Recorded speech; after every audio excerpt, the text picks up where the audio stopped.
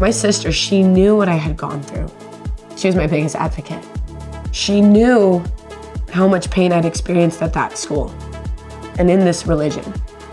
And I knew that there were other students too that were experiencing it as well.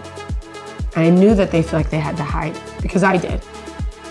And so I chose to do it for them. I hadn't even thought about my graduation. It wasn't even on the forefront of my mind of walking. I didn't even have an outfit for it, which is not surprising for me, but I didn't even have an outfit for it probably until like a couple days beforehand. And so I was sitting there, I was talking with my sister, my younger sister, Hope, and we were just talking. She's like, what are you gonna wear? And I'm like, I don't even know. Like, I haven't even thought about it. I was like, there's just been so much back to back going on. She's like, you should wear a rainbow dress. And I was like, no, I'm not gonna wear, that's not my style. Like, I'm not gonna wear a rainbow dress. She's like, because if you did, you could have it under your gown and it'd be so cool. And I was like, that's not my style. And my sister she loves Hunger Games and she loved like Cruella. It's very much about how the outfit makes a statement. She's like, you should put a rainbow flag on the inside of your gown so that when you get your degree, you can show it. And I was like, oh my gosh. I was like, okay, let's do it. She's like, wait, really? And I was like, yeah, let's do it. I was like, that sounds crazy. And if you know me, I like to shake things up a bit. I like to challenge things a little bit here and there, but I like to do it in a dignified way that still is respectful. So I was like, let's do this. And so I contacted my older sister. She sews, and I was like, hey, can you sew this for me? And she's like, yeah, let's do it. So I got my gown on Amazon. It's actually a choir concert gown because I'm not paying $80 for my university to do that. I'm getting this on Amazon. So I got it on Amazon and I brought it to my sister, bought the flags on Amazon, and she sewed it the day before. And then my sister and I went and got a dress and we got everything ready and we got it all put together. And I only told my sisters. I didn't tell anybody else. Didn't tell my brothers, didn't tell my parents. I mentioned it to my girlfriend that I might do it, and she's like, I don't even want to know. If you do it, you do it, but don't tell me, because she's too anxious. And so my sisters and I had talked about it, and we talked, I was like so anxious because I didn't know what was gonna happen. I didn't know if I was gonna be tackled on stage. I didn't know if they were gonna like escort me, if they were gonna like rip up my diploma. I didn't even know, but I knew that I already had my diploma. So I got ready, and I remember I actually got there late because I got lost. I got in the wrong line, which is not even a surprise, but I was in like some other line, and I was joking around with them I was like, man, I could jump into the geography line and get like, they could be like, oh, Jillian Orr, geography. I'm like, yeah. But then I was telling that story and they're like, you're actually in the wrong line. Psychology's over there. I'm like, oh, okay, I'm going this way. So I was in the back, the very back of the psychology line. And I was just chit-chatting with some people. I actually sat by a kid that I knew from one of my classes, and we were walking in, and the anxiety, my heart was going, it was crazy. And so we sit down, and they start calling you from the front. And so I was in the way back, but they were calling them from the front, and they were going down, getting their diploma. And my sisters and I were texting, and my oldest sister, who's super wise, I love her, she said, just so you know, Jill, if you decide that it doesn't feel right for you to do this, we still see you, and we still love you. And when she said that, I felt so seen and so loved. And so we're walking down around, and you have your name, it says Jillian Orr, and you walk, you get your photo, and then you're about to go on stage, and you hand it to a gentleman, he hands it to the person, and they call your name, and the camera's right on you when they say your name. And then you go up, you get your diploma, and you go sit down. And so I had unzipped it in advance, so I didn't have to like fidget with it. So I was like, heaven knows, I'm already wearing heels, I'm gonna trip, so I can't be fidgeting with my outfit and then flash the world and trip on my face. And so I had it unzipped in advance, and I was just walking, and I handed him my name, and then they said, Jillian Orr, and I turned to the camera, and I smiled, and I showed my gown, and then I closed it, and then I walked up, shook their hands, took my diploma, and went and sat down. And everyone's always like, what happened? What happened? What happened? And I was like, I even from when I shook their hand to the point I sat down, I like blacked out. I was so anxious. I barely remember it. It was like during the headlights, because there were so many of us. It wasn't like the crowd screamed or like no one fainted, nothing crazy happened. And I was okay with that. And when I was actually going to sit down, there was this back row with the Black Menaces. They actually are very well known on social media. They were graduating with me, some of them, and they were like, yeah, yeah! And they like cheered me on in the back, and I love them actually. We've talked since then. We're good friends. I went and sat down, and that was it. And I was like, okay, cool. And so after the graduation finished, I went and found my family. And I ran into this other student, and she came up to me, she's like, my girlfriend just saw what you did on live. She was watching my graduation live, and she saw what you did, and she said, I had to find you and thank you for what you did. When she told me that, I was like, that's why I did it. That's it. That's it. I'm good. Like, I'm happy. That is all I need. That was all I needed. I was like, I'm so glad that it meant something for someone else who felt something similar that I was going through. So I found my family, and my parents didn't know that was gonna happen, and my brothers didn't know. And so they're like, okay, wow. But I mean, it was good. We took photos. They were super proud of me, and they gave me a gift, and we went and got dinner. And so I got home after dinner, and I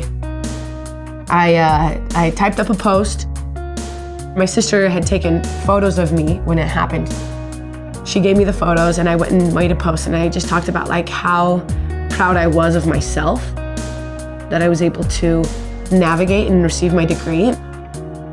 And then I also talked about why I did what I did. I was like, this was for other students, to know that I love you and that you're seen, and that I hear you and I made it through and you can make it through too.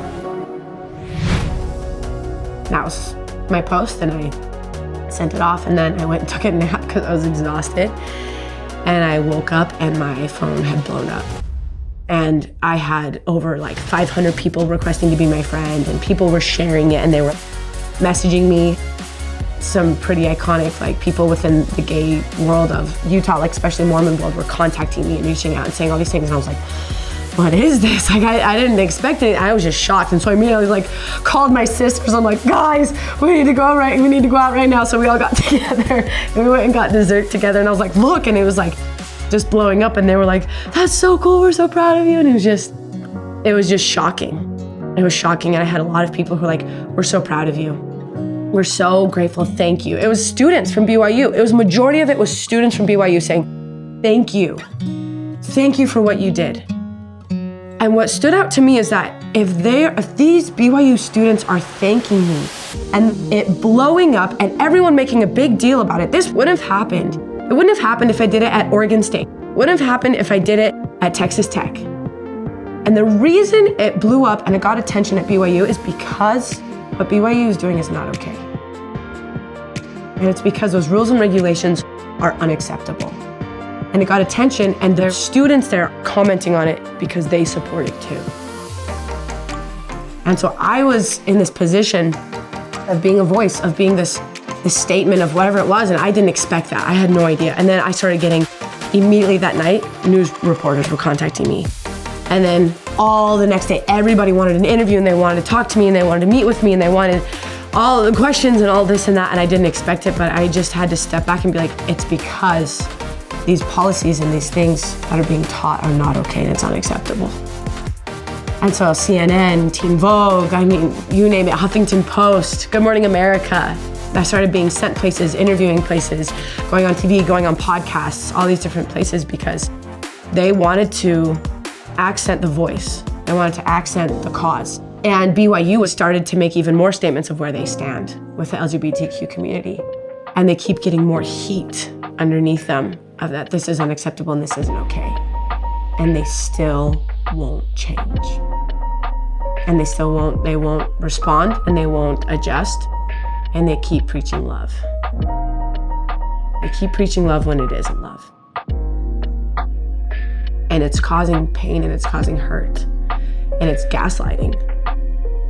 It's gaslighting the world, and it's an abusive relationship that they create. That if you follow us and you do what we expect you to do, you can have everything you want, but you have to be this and you can't be that. They're making the world seem that they're loving everyone and that they're choosing this and that this is God's plan, but it's not. It's causing trauma and it's causing pain. We wonder why LGBTQ has the highest suicide rate in Utah. We wonder why there's so much depression. We wonder why Utah has some of the highest prescriptions when it comes to depression, medication, and anxiety. I don't know. Maybe we need to look at some of these things a little bit deeper. Maybe some culture shifts need to happen. And I don't think that it's ever one thing. I think it's a catalyst. I think that is a catalyst, and I think that there's many aspects of the culture of the people, the life that people live, but nonetheless, change still needs to happen. And when I started sharing my experiences, when I started on TikTok talking about the teachers, talking about the essays and the questions and the quizzes, I had TAs reach out to me. I didn't have teachers, but I had TAs reach out to me that said, which teacher is this? Because we want to change. We want to do different. And if BYU wanted to make a change, they could make the change. They could ask the questions, they could reach out to me, and I could tell them which professors they were. But they don't, and they don't apologize, and they won't make a difference. They won't make a change, they won't alter those things. And to this day, that's still a rule and that's still a law. And to this day, I meet students, they message me all the time. Thank you for what you did. I'm scared to live this way, and I'm grateful that you made a voice and you made a statement. And I hope that I can get out and do what you did. I have other students that have asked and requested if they can put a rainbow flag on the inside of their gown. Like, please do. I do not own that by any means. I don't own that flag. I don't own that, I was like, please do. Be your authentic self. If that's what you're proud of. One of my best friends, it was so cool. One of my best friends, after that happened, he and I reconnected. We were childhood friends, and we reconnected, and he said, everyone says that, they're like, oh, why is everyone gay now? Why is everyone's now gay, everyone's coming out, everyone's making it a big deal. And I was like, no, gayness isn't contagious, it's authenticity. It's being real. And so he, for his graduation, then had rainbow stuff on his gown, a tassel. And then I've had a lot of other students put rainbow flags on the inside of their gown too. And it's cool to see that authenticity and transparency is contagious. Everybody always asks, why don't you leave, why don't you leave? I chose BYU at the beginning because it is the holy grail of all schools. Like, when you are a Mormon and you can go to BYU, it is prestigious, it is religious focused, like it's what every Mormon family, every Mormon parent, they want you to go there. Both of my parents graduated there. And I was the first daughter, I was the first child to go to BYU and to graduate and get my degree. I was the first daughter to get my degree. And so it was a very prestigious place. And when I went, it aligned at the time with my spiritual beliefs. And that's what I wanted, is I was a very spiritual person, and I wanted to be somewhere that was spiritual and that was focused on religion. And so I chose it at the beginning. And so throughout that time, I had received scholarships. I was paying full, some semesters that I didn't, I paid out of pocket for it. And so I was near the end of my degree when all of the things started shifting and coming up. And a lot of people do ask, well, why didn't you go somewhere else? Well, some things that a lot of people don't know is that to graduate, you have to have a certain amount of religious credits that you have to get from that school to graduate, and those don't transfer. And so if I were to transfer, it would put me back semesters. I also had scholarships that if I were to transfer, I would lose that money and I would have to pay it back. And so I was in my last semester that these things started to come up, and I started to feel this turmoil and this cognitive dissonance. And that's kind of a scary thing for a lot of people. It was a scary thing for me to start pulling apart the weavings that I had of this isn't me. This isn't who I am. And that identity of who I was had to die. Once I started being like, oh, I do feel this, then I was like, well, I'm bisexual. We'll call it, I'm bisexual. I still like guys, because that feels safe still. And I would tell people, it wasn't until probably more recently that I was like, no, I'm really not. For a while I was like, oh, I'm 60% female, but there's a 40% male that I like. And then the more I go, I'm like, maybe it's like 75, maybe it's like 80. I'm like, no, I don't even know why I try. We justify it, and we do it because it feels safe. And it feels safe for us to tell other people. And if we can say that, like, oh, but mom, I still like guys too. And they're like, oh, okay, good, that's good. We do it for a lot of other people's comfort. We try to adjust, and we try to shift our language. We try to shift our life so that it's comfortable for everyone else. And it's because we're afraid of not being wanted and loved. And so The moment that we start to choose ourselves over we start to choose other people, we choose to love ourselves. We start to accept who we are, and we're more capable of loving other people. And we're more capable of living authentically. We're just happier in general, because I think that's what a happy life is. I think a happy life is understanding and knowing what your truth is, and then choosing to live it regardless of what everybody else thinks you should. That's true joy. I love being with a girl. I love it. I love it so much. If, people say I couldn't change even if I wanted to. I wouldn't want to. I love soft skin. I love feeling soft skin. I love how feminine. I love being attracted to that. I love a girl putting on eyelashes. I love that they have this, there's this feminine energy that I'm so attracted to, that I love being with. And so it's been interesting to notice the difference between, I had boyfriends, I dated guys, that's what you did.